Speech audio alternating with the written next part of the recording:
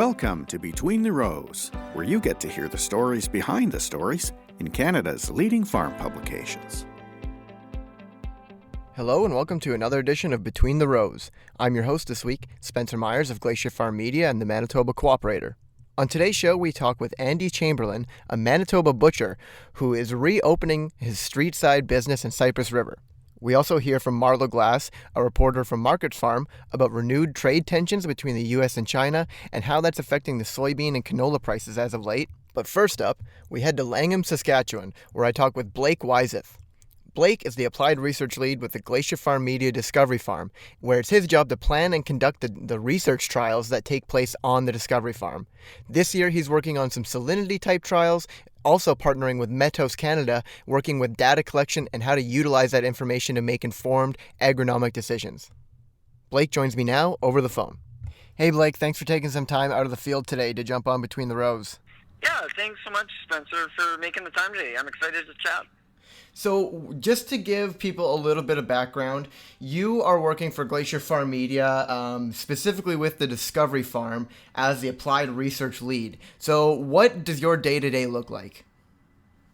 Well, I guess that's part of the fun of the job. No 2 days are really the same necessarily, but essentially what my role is at the Discovery Farm as the applied research lead is I get the amazing opportunity to work with so many different industry partners along the entire supply chain that we are so closely tied to as a part that the Discovery Farm is at the same site as Ag in Motion.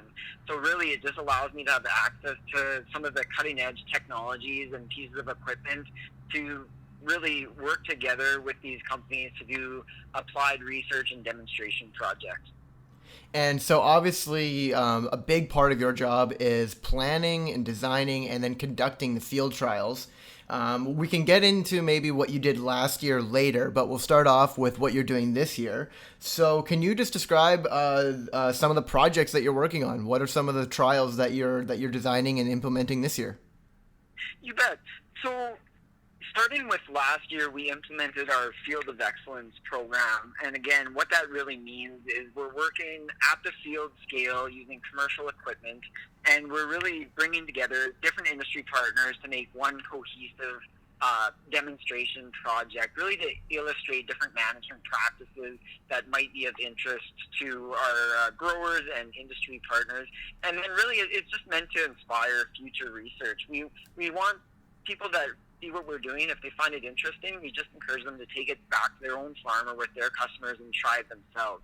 So anyway, we're carrying on with our Field of Excellence program again this year, and really the overall objective of the trial is to illustrate the process of what it takes to implement a variable rate fertility program on your farm.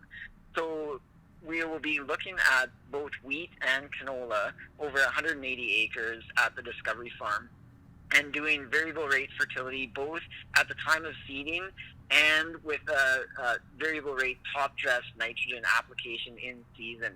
And it's going to be the rates of the in-season application are going to be informed by some of the data collection instrumentation that we have incorporated into the trial, so I'm really excited about that. So you just mentioned actually my next talking point, and that is the data collection.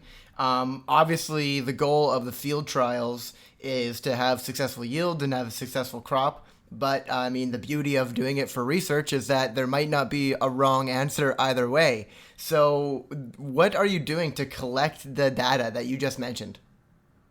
Yeah, you bet. Well, I think even just to start at the highest level, really we are fortunate in our time, as we're moving towards improved internet connectivity across the rural areas, it does open the opportunity for us to collect, much more data than we've been able to do historically. And in the case of our Field of Excellence program, we're partnering with Metos Canada that's providing us a whole suite of different sensors and software from their portfolio of products. So some of the examples of what we're using, very important in this program, is the soil moisture probes, and those are connected to precipitation gauges and just weather climate a weather station in general. And when you combine all these pieces of equipment together, it allows you to have different software packages that are provided to us through our agronomic partner on the project, Crop Pro Consulting.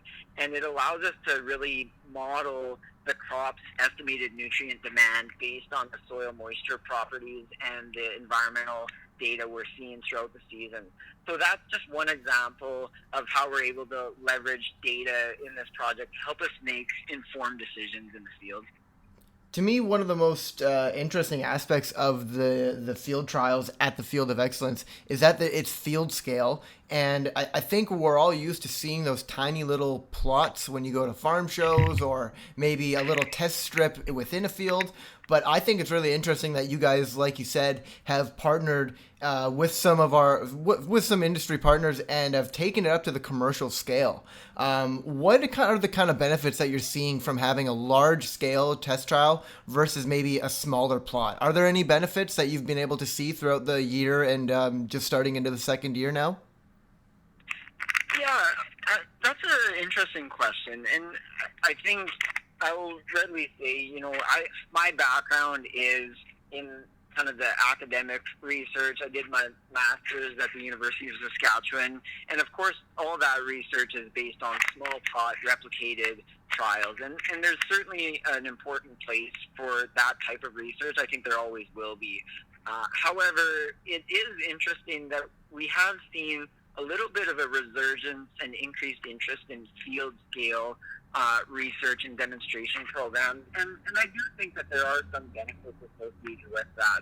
I think it does fit in nicely with our mandate at the Discovery Farm, because really what we're trying to do is we're not really interested in necessarily, developing new pieces of equipment or new technologies.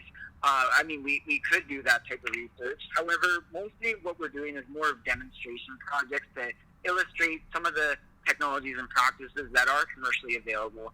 And really, by doing it at the field scale and with commercial equipment, it allows the opportunity for, again, growers or agronomists who are maybe interested by what they're seeing, they can implement this readily at their own farm with their customers and to design a similar type of trial and experiment. So again, that's kind of what we're trying to do, just to facilitate the ability to take immediate action, if the results are interesting from what we're doing here. Of course, again, at the field scale, when you're working with larger plots, it does allow you to capture some of the variability within the field a little bit better than you might, of course, with smaller plots in a small plot replicated trial. But again, like I say, I do think that there still is an important place for small plot replicated research as well. It just has different advantages with both systems. Yeah, this is just a different type of testing, you could say, right? Yeah.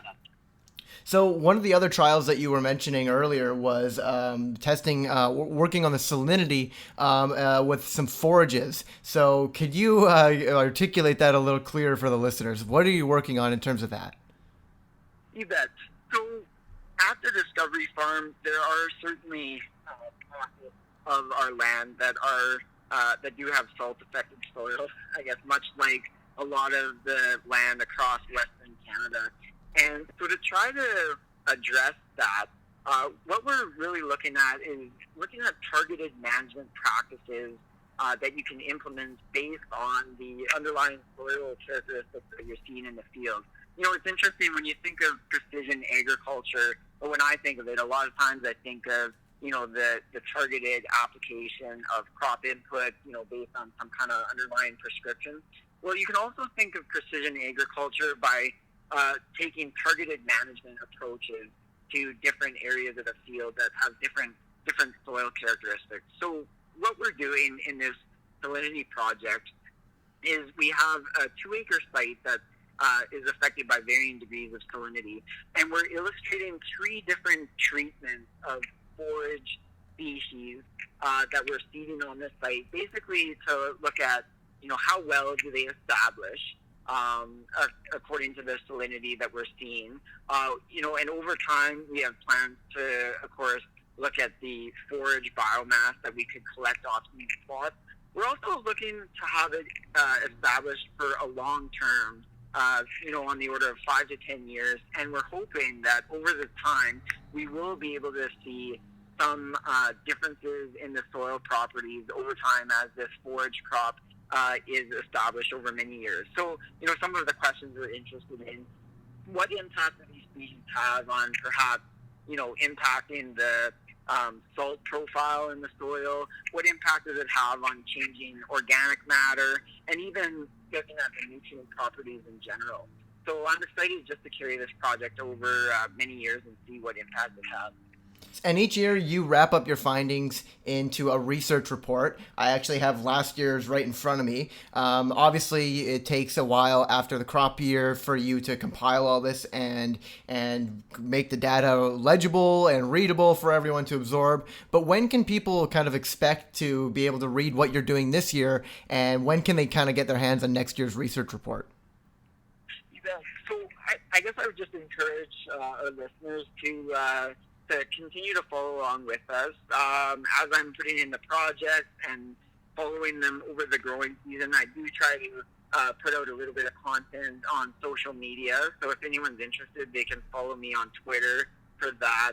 Also, I have written articles periodically for our GrowPro magazine, and so I would encourage readers to turn to that as the coming issues are being released, and I'll try to update people on, even mid-season results or what we're seeing. But ultimately, like you say, when it comes to the final research report, I would expect that we would be releasing that along with our Farm Forum event taking place this coming winter. So again, I would just encourage all of our listeners to follow along with us on that. And if anyone does have any questions or even ideas for future research projects, I would encourage them to reach out to me. They can find me, again, on social media or on our discoveryfarm.ca website. Like Blake said, I encourage anyone interested in kind of what Blake was talking about here to check out GrowPro magazine. And Blake, once again, I really appreciate you taking the time today. I know you guys are busy out there in the field, so I really appreciate it.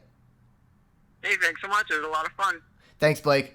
Blake Wyseth is a professional agrologist and the applied research lead with the Glacier FarmMedia Discovery Farm outside of the Ag in Motion farm site near Langham, Saskatchewan.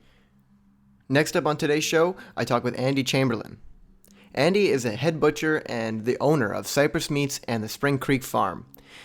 For listeners familiar with Cypress Meats, they were forced to close their street side business in 2014 after a fire, which made them resort to some really innovative ways to keep their business afloat. The fire resulted in them creating and building a mobile butcher shop, which helped them stay afloat for the next few years, and as of 2020, they are back opening up their street side business. So Andy Chamberlain is joining me now. He is the owner and head butcher of Cypress Meats and the Spring Creek Farms. So they are in the middle of a transition right now. They've actually reopened their street side business, and it's been a long process, so Andy is here to talk about it. Andy, thanks for joining us. Yeah, no problem. So you guys had a fire in 2014, and before that, you guys obviously are a local butcher shop. You guys mostly deal with pork, beef, and deer, if I'm not mistaken, like hunter requests. And after 2014, you guys had a fire that forced you to close the business. And what's really interesting is that you guys kept working, and you really adapted and tried to keep your customer base. So can you tell us about the mobile butcher shop that you guys built and how the fire forced you to close your business, or the street side business? Yeah, well, the fire came, burnt it down, and then we ended up working out of Killarney for whatever it was, six months while we were building a 53-foot cargo trailer. My stepdad, Greg Wood, owned the business at the time, and we just kind of kept the customers, kept the work going. So you guys had to be forced to move to a mobile butcher shop. I can only guess how stressful that whole process would have been. But I guess whose idea was it to kind of create this mobile shop and keep things rolling? It was Greg and all of us, I guess. There's my sister and Greg and me. And we figured may as well keep going. Like the business was there. We wanted to quit. It was just a fire, and you can't just drop. I mean, we could have just quit, I guess, and dropped the customer base or whatever, but we decided to keep it going. And then, we built on the farm in a 53-foot cargo trailer. I just kind of put a puck board and got it inspected, and got rolling out of that for, I guess we were in there for 5 years. Most, if I'm not mistaken, a lot of your customer base is local, but a lot of it is in the city, where you had larger contracts with restaurants like Stella's and supplying restaurants at the Forks. So did moving to this mobile trailer situation, did it affect your bigger contracts in the city, or how did you guys make that work? No, we kept them going by working out of Killarney. Arvid Dalzell owned Del Meats at the time in Killarney, so we were driving to Killarney and just kept filling the orders as the trailer was being built, sort of thing. So that's how we hung on to the customers. Mm-hmm. Did you guys notice? What did you notice that you were lacking from being on the farm versus maybe being street side? Did you guys notice that, did you guys miss that walk-in traffic, or maybe the people stopping in to get a cut of beef? I guess what was the big difference interacting with customers being on the farm rather than street side? Yeah, we saw a lot less traffic, which is, for what we were doing, which is supplying restaurants and doing custom work, it kind of didn't make a huge difference, I guess. We weren't seeing too many people walk in business in town anyway. It's a pretty small town. So, it worked out pretty good. I think maybe it was harder for employees to get to work, especially on snowy days and stuff. But it was nice being on the farm in case something happened, because we're farming too, so... Exactly. So now can we dive a little bit into, you guys work with the Harvest Moon Society, and their goal is to promote local farmers, promote sustainability in the area, healthy relationships with the environment and with food. But part of that is also, supplying people with locally grown Manitoba food. So where does Spring Creek Farm or Cypress Meats fit into that? I know you guys help obviously with the butchering side of things, but you guys also help supplying and growing some of the beef and raising some of the animals. So can you tell us about that? Yeah, so for the last 5 years, we've been farming, raising mostly our own animals for our own markets and selling them that way. But we're kind of shifting now to buying and selling and supplying and distributing kind of everybody, all kinds of local farmers. So that's kind of the move we're taking now. And more focus on distribution and getting regeneratively farmed local food into the city. It doesn't make a whole lot of sense for there's a whole bunch of small farmers now, and it doesn't make sense for each one to be driving a truckload in themselves. It takes time out of farming. It's not, you spend 2 days doing deliveries or home deliveries or whatever. It's not very efficient. It's not, it costs money. It's not really good for the environment, really. And that's a really good point that you mentioned about, why send 15 trucks into the city every week if you can partner up and send 2, That's a really good idea. So it's it'd be nice to see, kind of a food hub network. That's just kind of what's happening now, I suppose. We're delivering lots of other farmers and stuff, and then we might. Seems like our focus is going to maybe just be on supporting other farmers and not so much raising our own, I guess. But providing those cutting and the processing services. Yeah, that kind of seems. We also lost our land base, so. Yes. Yeah, it makes it difficult. It's pretty hard with the price of land to keep the farm going, but luckily, I guess we can keep the shop and the distribution, and there seems to be enough Yeah.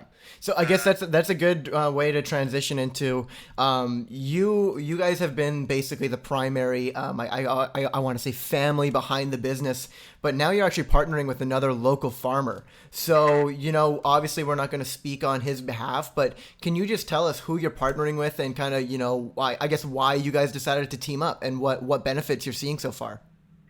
Yeah, so what happened is when my stepdad died, his parents still own the farm,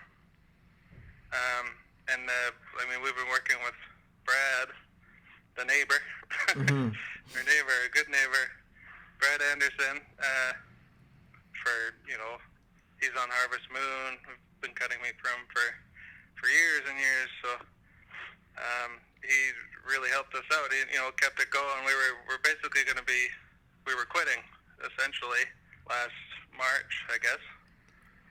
So, like a year ago. Last year we were done.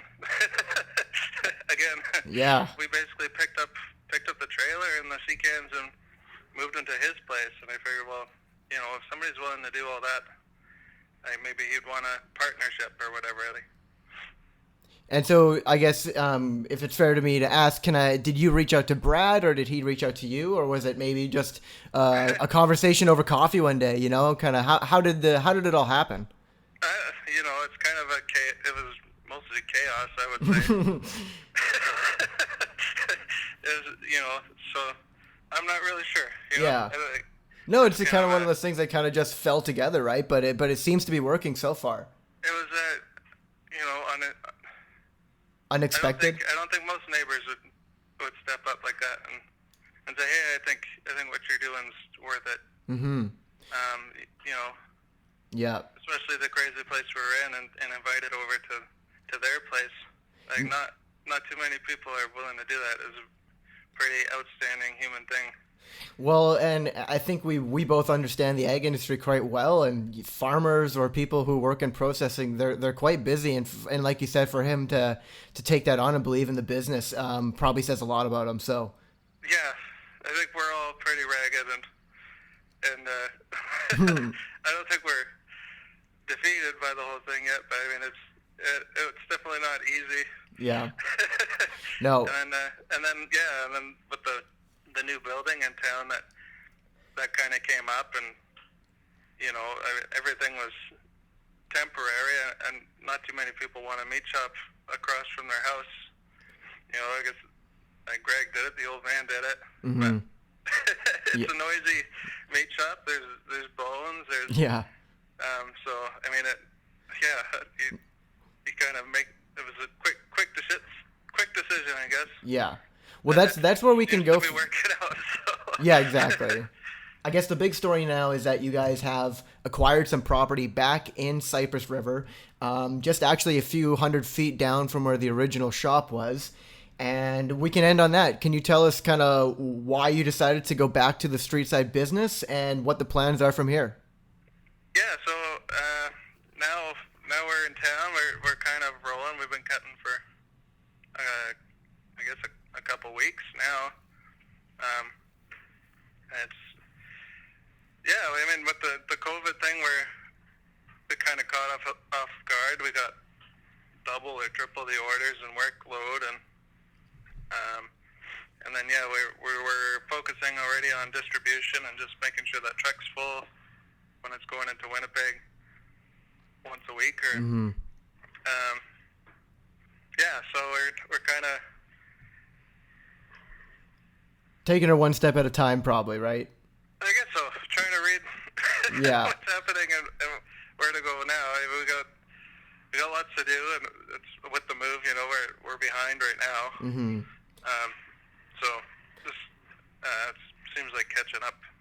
Really. Yeah, it must be difficult to kind of navigate future contracts right now. Is that something difficult that you're trying to kind of deal with? What is going to be the demand in 3-4 months, and how are the restaurants reacting to all this? I'm sure that trickles down to you guys. Yeah, it definitely does. In all our restaurants and little bakeries and the forks, everything shut down in the matter of a week. Wow. So basically, we were going, full tilt on the restaurants, and then the next week, like you're Yeah. that's done. So we had to shift gears pretty quick. Like we were going to lay off workers. And kind of Monday, everybody canceled their order from the prior week. So we're like, okay, well, I guess we'll have to lay some people off. Mm-hmm. And then the next day, there was a few calls, and then the next day there was a few calls, and then the next thing, by the end of the week, I think everybody's working overtime.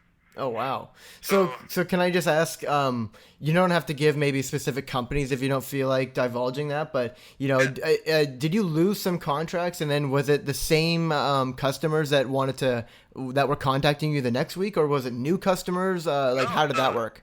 So it shifted from wholesale, restaurant sales, which is a big majority of what we were doing, and farmers were cutting for. We cut for lots of local farmers, Mm-hmm. Zen Farms, he supplies a boatload of restaurants. So something like this is a huge disaster for a farm like that. He's got really, really awesome pigs, probably the best in the area, I would say.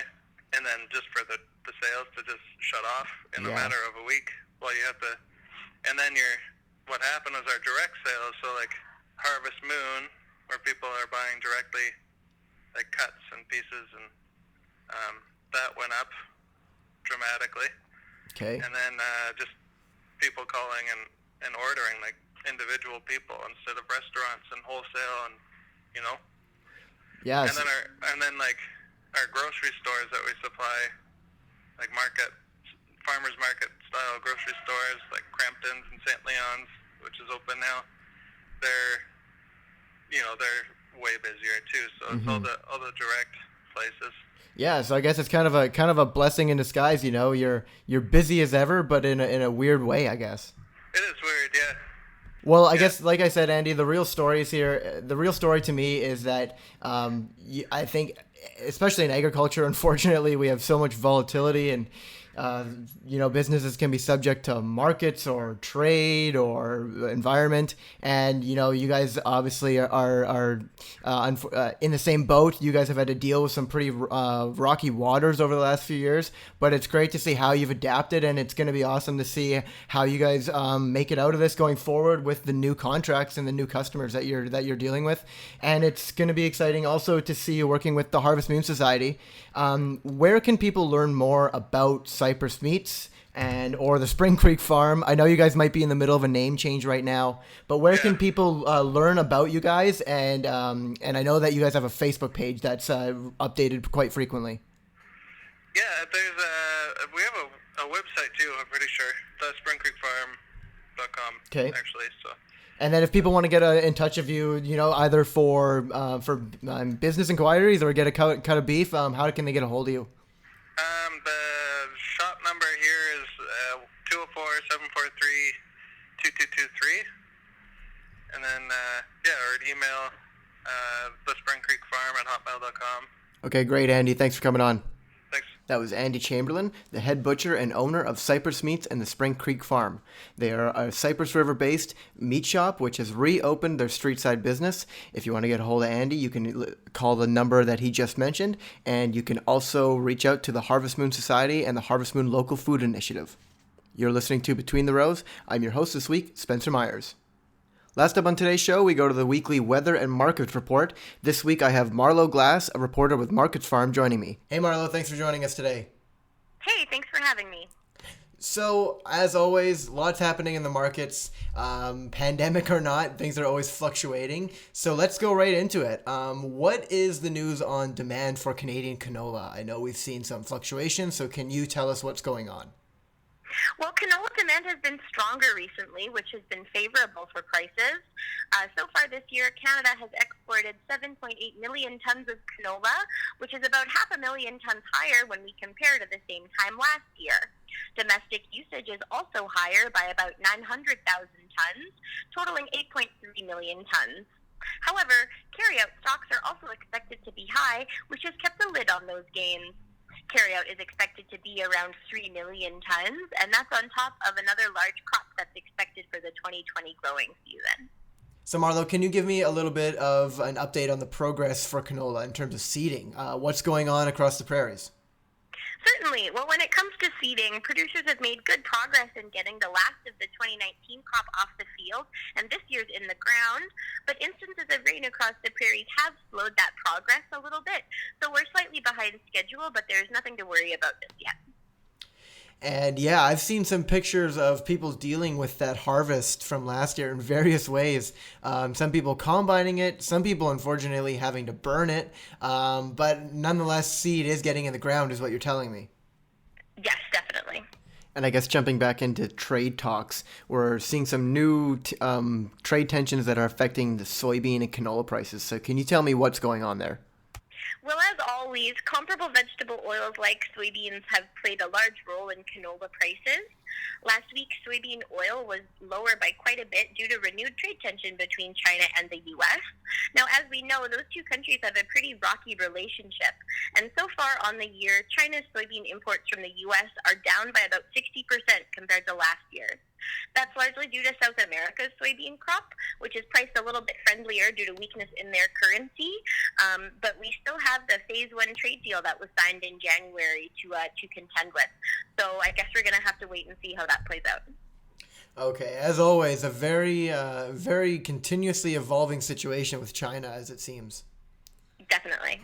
And so kind of the last point that we're going to touch on today is that the Bank of Canada Governor Stephen Poloz is leaving, and he had some outgoing comments. So can you elaborate on what he said? Definitely. So we're getting to the end of this governor's term, and yesterday Stephen Poloz commented that the Canadian economy is going to continue to require large amounts of economic stimulus due to the COVID-19 pandemic. Poloz has warned that the stimulus is required to ward off deflation, which is something that could lead to an economic depression. So that is going to be something that the incoming Bank of Canada Governor Tiff Macklem is going to have to be dealing with. So kind of a grim warning, unfortunately, on top of some financial woes that people might be having. Somewhat, yeah. Yeah, kind of a sad note to end it on, Marlo, but as always, a pleasure talking with you, and I appreciate you joining in Between the Rows today. Oh, thank you so much for having me. Thanks. That was Marlo Glass, a reporter with Markets Farm. That's all we have on today's show, but thanks for listening, and be sure to tune in next week for more stories behind the stories of Glacier Farm Media's family of publications. I've been your host this week, Spencer Myers of the Manitoba Co-operator and Glacier Farm Media. Between the Rows is a production of Glacier Farm Media, Canada's leading farm publisher. We'd love to hear what you think of the show and invite you to send your comments to btr@farmmedia.com or visit us at membersgetmore.ca and sign up today